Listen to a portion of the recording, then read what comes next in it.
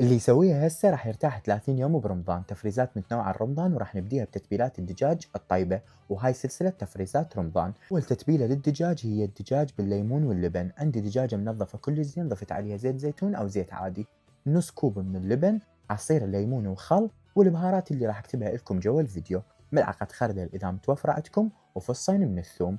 نتبلها كل زين ونوزع التتبيلة عليها، بعدين نخليها بأكياس للتجميد بهذا الشكل. وإذا أنتم تنسون مثلي اكتبوا على الدجاج نوع التتبيلة بهذا الشكل. ثاني تتبيلة هي تتبيلة الباربيكيو. نضيف زيت، عصير ليمون، والبهارات اللي راح اكتبها لكم جوا الفيديو، وثلاثة فصوص من الثوم المهروسين، وباربيكيو صوص ومعجون. نتبلها كل زين نفس الشي ونخليها بأكياس للتجميد، وهاي تنفع للشوي على الفحم أو بالفرن بكيفكم.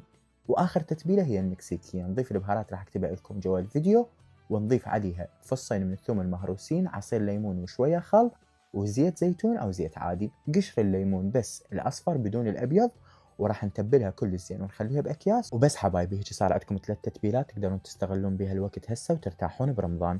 احفظوا الفيديو وانتظروا التتبيلات الباقية.